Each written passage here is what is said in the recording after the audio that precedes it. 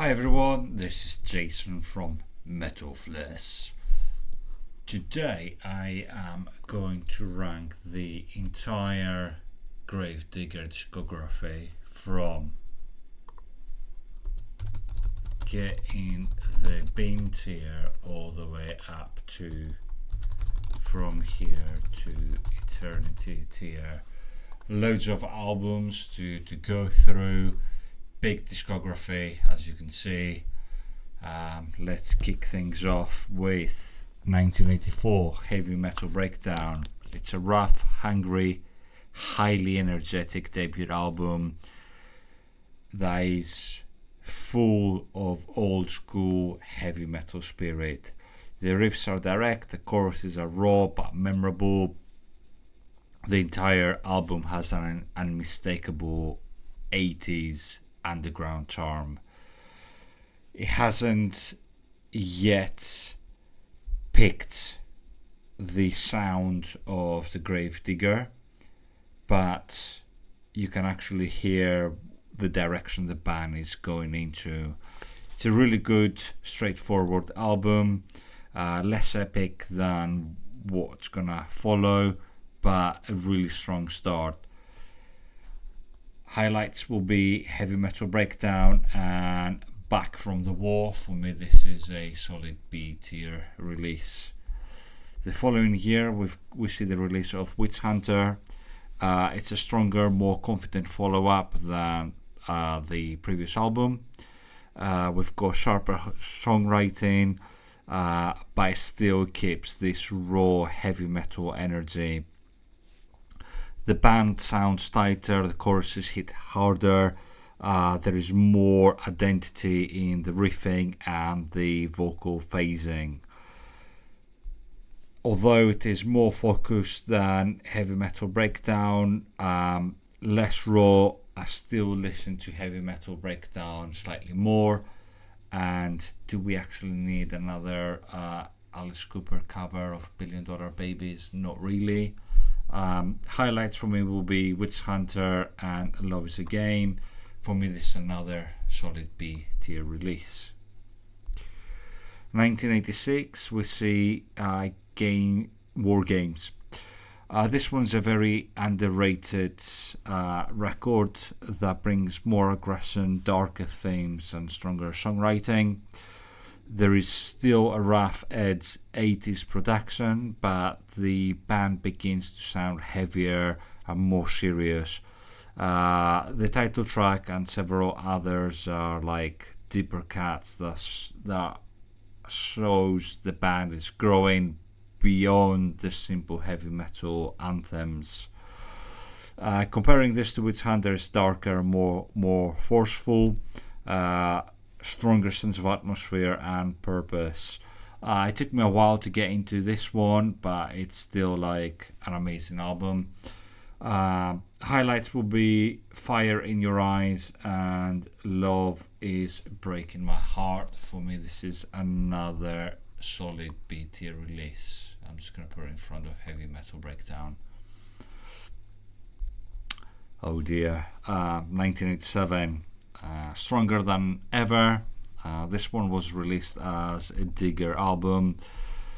The band tried to go to a more commercial glam hard rock direction to see if they were going to be successful, but obviously it flawed really badly.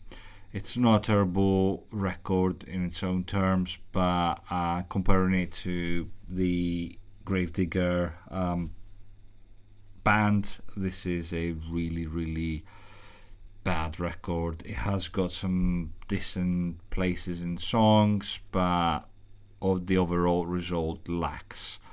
It's a commercial failure, to be honest. Highlights will be Wanna Get Close and Moonriders. For me, this is a get in the bin tier. 1993, we see the release of The Reaper. This one is a massive comeback and one of the most important albums in Gravedigger's career. After a few years of hiatus, Gravedigger returns with a darker, heavier, and much more fully formed sound. Chris sounds more commanding, the riffs are sharper, and the songwriting has a renewed sense of purpose. This is the album that truly launched their career, and also identifies as a classic modern identity of the Gravedigger sound. Highlights for me will be The Reaper and Shadows of a Moonless Night. For me, this is solid A release. A few years after, 1995, we see the release of Heart of Darkness. This is a darker, more aggressive follow-up that leans into a heavier, more sinister atmosphere. The riffs are chunkier, the pacing is often more commanding. The album has a grim and a serious tone throughout. This is a really strong release. It took what the band did at The Reaper and refined it. This is a really strong release. The highlights for me will be Heart of Darkness and Circle of Witches. For me, this is a From Here to Eternity release. The following year, 1996, we see Tunes of War. This is the one amazing, defining Gravedigger album. This is the true beginning of the legendary historical concept era of albums. This one is built around the Scottish history and battle themes. This one incorporates epic heavy metal melodies with bagpipes. There's a great atmosphere, huge choruses. The songwriting is inspired, the band sounds focused, and this is the definition of the Gravedigger sound. Highlights for me will be Rebellion, The Clans Are Marching, and The Dark of the Sun. For me, this is another From Here to Eternity release. Knights of the Cross followed in 1998. This is a grand and dramatic concept album about the Knights, the Templar Knights. The album expands the epic and historic approach of Tunes of War, but in a darker, more theatrical approach. The album is powerful, filled with strong moments. Throughout, you get the feel of a little bit long and less intensity as its predecessor. It's not a bad album, it's really good. Follow-up. Highlights will be Knights of the Cross and Baphomet. For me, this is an A-tier release. Excalibur followed in 1999. This is the third part of their medieval trilogy. It builds around the Arthurian legends. The album has a strong heroic atmosphere, rich melodies, and several excellent anthems.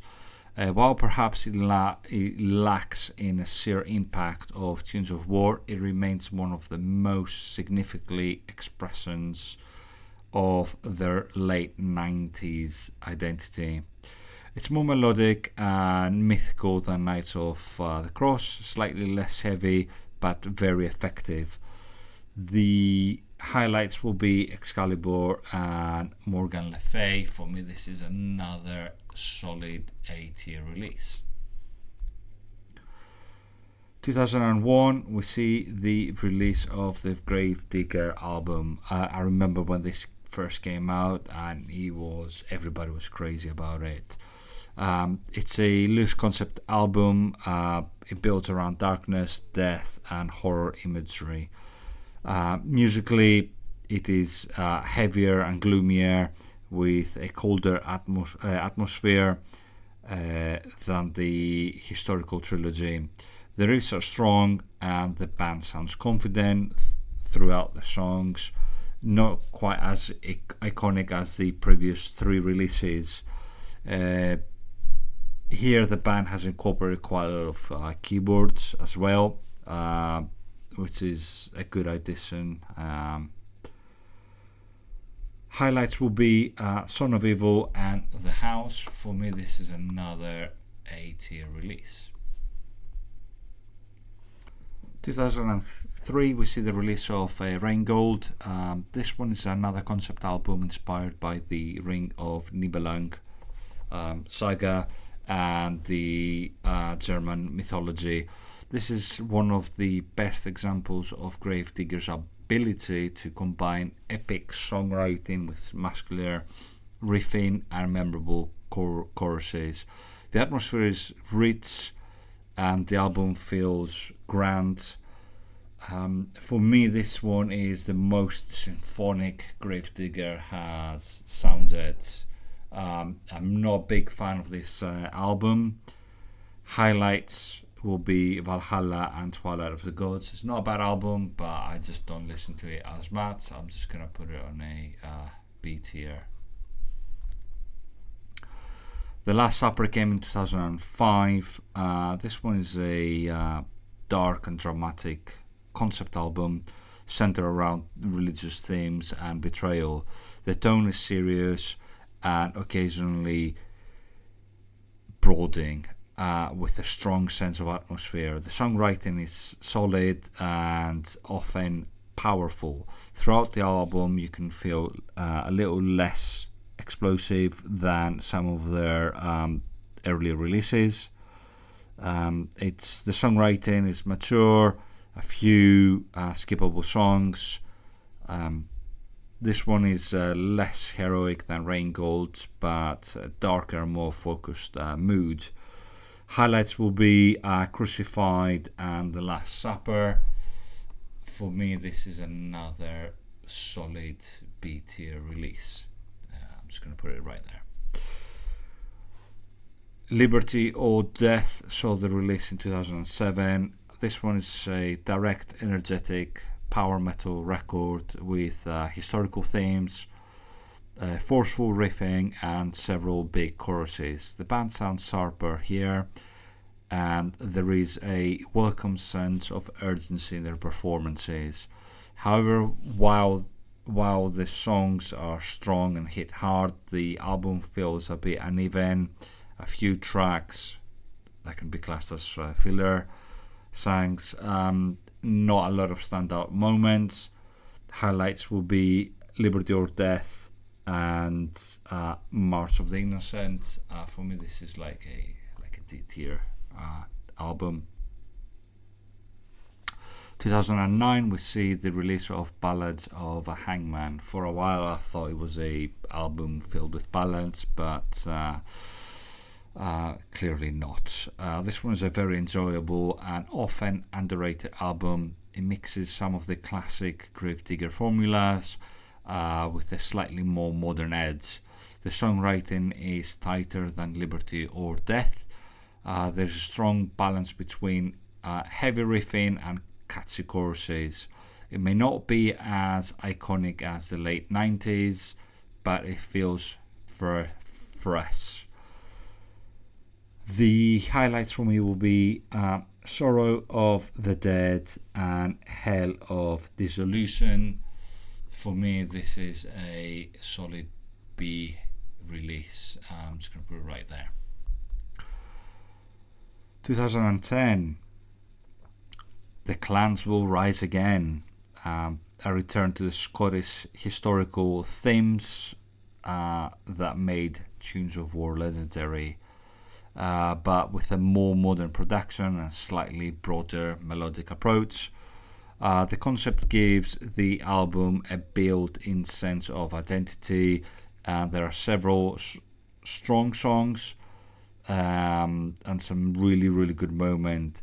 It still doesn't quite catch the emotional and the heights of the songwriting of the previous predecessor, that is Tunes of War.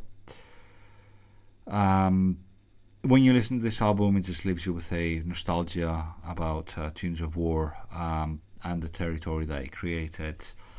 Highlights for me will be Paid in Blood and Coming Home. For me, this is like I don't know, I'm just going to put it on a C tier for now. Clash of the Gods came in 2012. This one is a mythological heavy metal record built around the Greek themes, filled with dramatic choruses, solid mid-paced power metal songs. The atmosphere is strong and the concept suits the band naturally. The songwriting is reliable throughout. Not every track leaves you with a lasting impact. There's a few filler songs. This one I don't visit very often. It has got some good moments. Highlights for me will be Medusa and Call of the Sirens. For me, this is another C tier release. 2014, we see the release of Return of the Reaper. The band here tried to do a continuation album on the Reaper, which was their original comeback album. This one, the result is like a mixed bag. The riffs feel sharp, there's a few good choruses, some memorable moments, but the whole album just misses that punch that the original Reaper album featured. Highlights for me will be Hell Funeral and Death Smiled at All of Us. For me, this is another C tier release. I tend to listen to it more than Clash of the Gods. After that, we see the release of Exhumation, The Early Years. This is a re-recording project that revisits songs from the early 80s era with a modern production, and the band sounds heavier. It's a great listen. You get to listen to the early material with better productions. The band sounds better because they can play their instruments much better. It's good to listen to some of the one of the Digger songs heavier with a better production. For me, highlights will be Paradise and Stand Up and Rock. For me, this is a solid B release. I do listen to it quite often. I'm just going to put it right here. 2017, we see the release of Healed by Metal. This is fun, energetic, and unapologetic traditional heavy metal album that features the name Gravedigger. This is it hasn't got big concept story behind it. It's just heavy, and for me it feels like a straightforward heavy metal power metal album. The title track is one of the best ones that the band has released in a long while. I do listen to it quite a bit. For me, highlights will be Kill Ritual and When the Night Falls. For me, this is a solid B tier release. I'm just going to put it right here. The Living Dead 2018. What can I say about this one? It's dark, somewhat heavier follow-up that attempts to bring some of the menace and classic Gravedigger grit back in the fold. This one deals with horror and death imagery. A few good songs, not a very good album. It's very uneven, loads of filler tracks. Highlights will be Shadow of the Warrior and The Power of Metal. For me, this is a getting the bean tier. I just don't listen to it at all. Fields of Blood came out in 2020. This is another return to the Scottish history, and this time it's more dramatic, cinematic, and emotionally charged than The Clans Will Rise Again. The album has strong atmosphere, powerful choruses, and a good sense of momentum. Is it as good as Tunes of War? Not really. The album feels quite uneven, quite some filler songs. I don't know. Highlights will be the Heart of Scotland and All of the Kingdom. For me, this is a D tier release. I'm just going to put it here. Symbol of Eternity, so the release in 2022. This is a solid and often enjoyable concept album built around the Crusades and medieval warfare. The band delivers exactly what the fans accept: galloping riffs, bold choruses, historic themes, and a steady sprinkle of heavy metal with power metal elements. It doesn't break any new grounds. It sounds committed and authentic. A few filler songs. Highlights for me will be Hell Is My Purgatory and Battle Cry. For me, this is a C tier release. That brings us up to The Bone Collector in 2025. It's a punchy, aggressive, and a more stripped back album.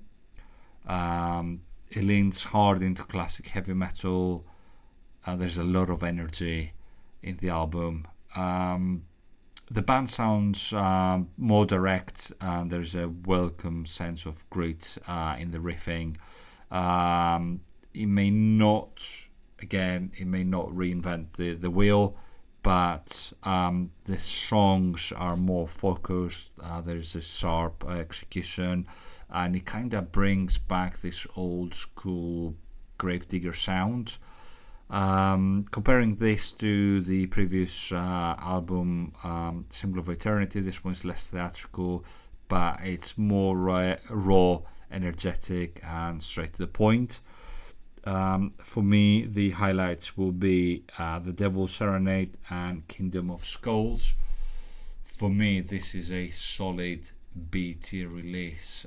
I'm just going to put it right here. So there you have it, the entire Gravedigger discography, ranked from Get in the Bin all the way up to From Here to Eternity. Till next time, stay heavy.